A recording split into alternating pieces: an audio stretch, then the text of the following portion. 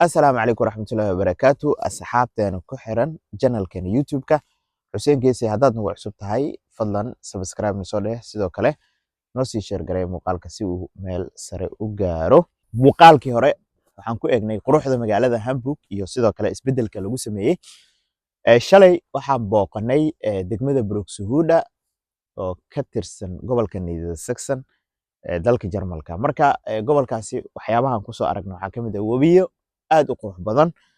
oo yar oo doomin leh inkastoo oo xilligii dambe mugdi ay noqotay oo habeen ay noqotay laakiin muuqaalkaasi habeen camal ayaan idinku tusi doonaa iyadoo habeen ah muuqaalka idinkaga soo qabanay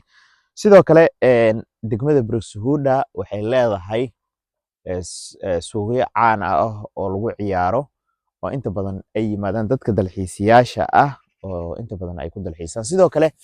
ciyaalka yaryar iyo dadka kale ee dhalinyarada iyo dalxiisayaasha ayaa halkaasi waqti ku qaata marka Buxtehude inta badan waxaa degan dadka wadanka u dhashay waxaa looga hadlaa luqad asal ah oo aad u qurux badan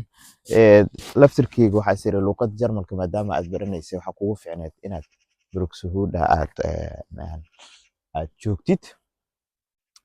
waa runtii meel aad u qurux badan oo laga heli karo oo taariikho fac weyn leh kambaniyo waaweyn iyo shirkado waaweyn ayaa ku yaala marka inkastoo dee waqtigu aad noogu yaraa ay noo suuragali weyse inaan muuqaalo badan aan idinkaga soo qabano haddana aan kaga hadalno waxyaabo kala duwan oo waqtigaas marka waqtigaa noo saamixi waaye marka degmadaasi waa meel aad u qurux badan dalxiisyaal badan ay kasbatay waxaana laga xukumaa gobolka Niedersachsen Hamburg ay deris la tahay sidoo kale magaalada kale ee la yiraahdo Stadi oo iyadana ka tirsan Hamburg marka gaadiidka dadweynaha ee Hamburg HVV-ga ama HVV waxa loo yaqaano ayaa taga waxaan sameyn doonaa dalxiis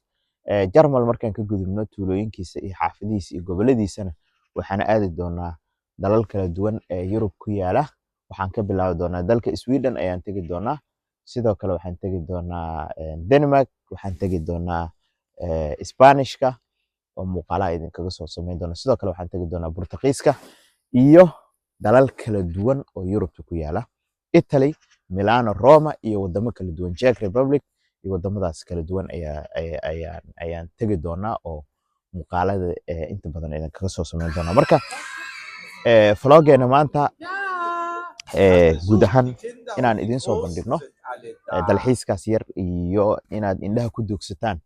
maadaama inta badan siyaasad iyo waxyaabo badan aad daawataan aan isiri war dadku ha ka nastaan siyaasadihii iyo buuqii marka xogaha indhaha ha ku doogsadaan marka waa idin salaamaya saaxiibayaal